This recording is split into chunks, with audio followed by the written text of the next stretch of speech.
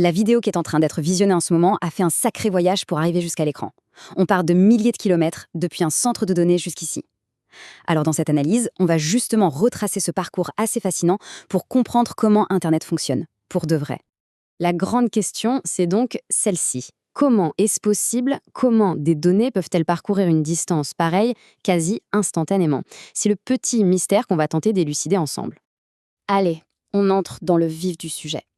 Et pour commencer, il faut qu'on torde le cou à une idée reçue. Une idée que beaucoup de monde se fait sur la manière dont les données voyagent. On s'imagine souvent un truc un peu futuriste, non? Les données qui partent du serveur, qui sont envoyées dans l'espace, qui rebondissent sur un satellite en orbite et hop, qui redescendent vers nous. C'est une belle image, très science-fiction même. La réalité est complètement différente. Quand on compare les deux, il n'y a vraiment pas photo. Le trajet par satellite, c'est un détour énorme. Il faut monter jusqu'en orbite, puis redescendre. La fibre optique, elle, offre un chemin beaucoup plus direct. Et du coup, elle est infiniment plus rapide. Pour se donner une idée, un aller-retour vers un satellite géostationnaire, ça représente environ 70 000 km. C'est juste gigantesque. Et une telle distance, ça crée forcément un temps de retard, ce qu'on appelle la latence. Une latence qui serait bien trop longue pour à peu près tout ce qu'on fait sur Internet aujourd'hui. Bon, alors, si ce ne sont pas les satellites, c'est quoi? Eh bien, la réponse est à la fois plus simple et en même temps beaucoup plus impressionnante. En fait, Internet, c'est avant tout un immense réseau de câbles bien physiques. Le point de départ, c'est un centre de données, un data center. C'est là que cette vidéo est stockée. Et attention, pas dans un cloud magique et vaporeux. Non, elle est bien là, physiquement, sur un disque dur ultra rapide, un SSD, à l'intérieur d'un ordinateur très puissant qu'on appelle un serveur. Et voici la véritable colonne vertébrale d'Internet. Un réseau mondial de câbles en fibre optique qui tapisse le fond des océans et qui relie les continents entre eux.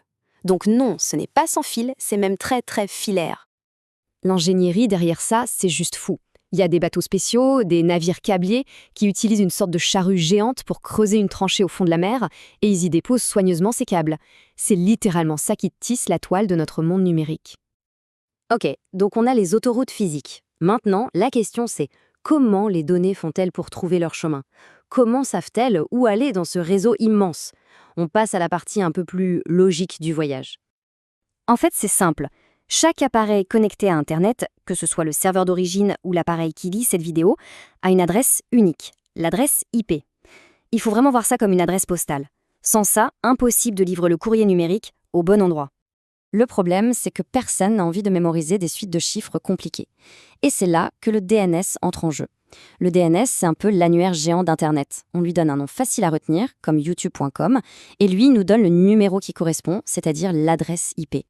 Et tout ça se passe à une vitesse folle, en coulisses. On tape une adresse dans le navigateur, celui-ci va demander au DNS quel est l'IP pour ce site, le DNS répond, et hop, la connexion se fait directement avec le bon serveur, c'est fluide et totalement transparent.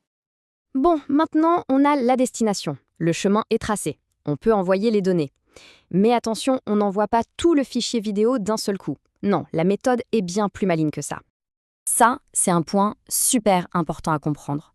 Le fichier de la vidéo, il est en fait découpé, comme saucissonné, en des milliers de tout petits bouts. Ces petits morceaux, on les appelle des paquets. C'est vraiment la base du fonctionnement d'Internet. Chaque petit paquet est comme un mini-colis.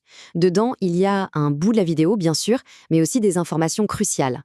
L'adresse de l'expéditeur, le serveur, l'adresse du destinataire et un numéro d'ordre pour pouvoir remettre tous les morceaux dans le bon sens à l'arrivée. Et c'est là que le système est absolument génial. Tous ces paquets ne vont pas forcément prendre la même autoroute. Chacun va choisir de manière indépendante le chemin le plus rapide à l'instant T, celui où il y a le moins de bouchons. C'est ce qui rend le réseau si résistant et si efficace. On approche de la fin du voyage, la dernière ligne droite.